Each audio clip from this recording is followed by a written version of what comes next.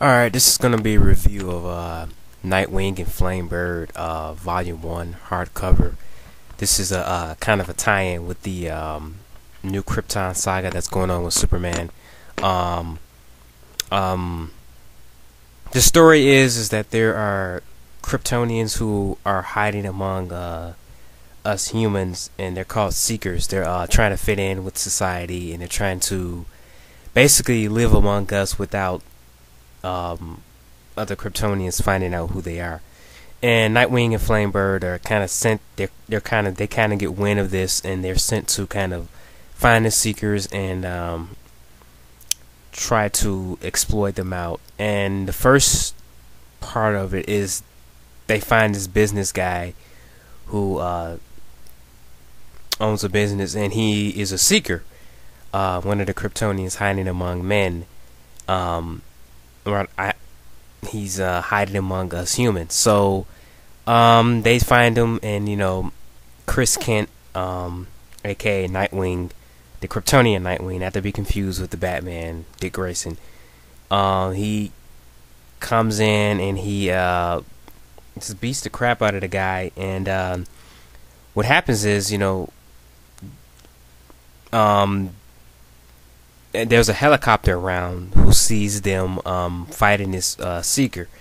And General Lane, who's, if you're not familiar with him, he's Lois Lane's father. He's the general of the army who's trying to, he believes that all the Kryptonians should be killed. And they get this on camera, and they send this to the general, and he's like, okay, we gotta send a bomb out or something to take care of these guys. And he does that, and meanwhile, General Zod sends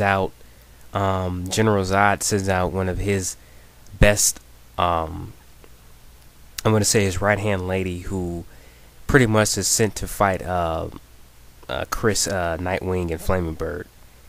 And they duke it out. This chick is really crazy. She's very tactical when she fighting Nightwing and Flamebird. She just tactically tears them apart, and she's really crazy. She she believes that anyone that is ashamed of who they are should be killed and stuff like that. And her son is actually Chris Kent, and she's like, well, you're a weakling, and I'm gonna kill you, and I'm gonna kill your friend. And she, like I said, she's just psycho, just loves to kill. And she has a Kryptonian knife on her. I guess the suit that she's wearing is protecting her from the radiation from the kryptonite, because she's also a Kryptonian. And man, it's a really bloody fight. And throughout this book, we get to see the relationship between how some Kryptonians view us and how others view us. You know what I'm saying? How we view them as well. Particularly General Lane, he just hates the idea that there's aliens above us, in another planet, and he just wants to wipe them all out. So this is, like I said, the volume 1. It collects the volume 1 of the series. I really enjoyed this. I really did. The characters of Nightwing and Flamebird have always been interesting. They've always played around with the idea. They did it with Supergirl, and Power Girl. They did it with a couple of other Kryptonians to take up the mantle. So I've always liked these two characters, and I'm hoping that they stay around. But it looks like from the teaser that they're gonna probably kill them off, or something bad's gonna happen to them. I've always found that idea very cool.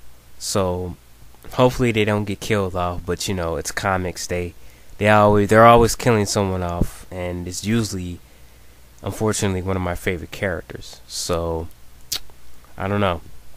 I don't want to get too attached to these characters, because they might off them. So Otherwise, this book, like I said, is very good. Pick it up if you get the chance. It's collected in hardcover.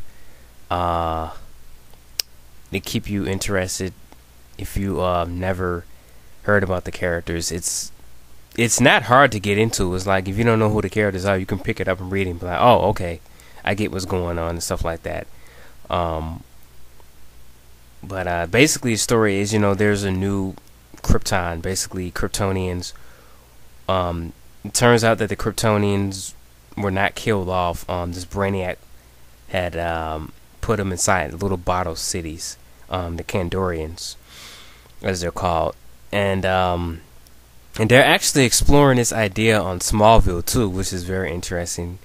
How they're kind of exploring the Kandorians on the show, which they didn't do that before, but I guess they're trying to connect it with the comic book continuity.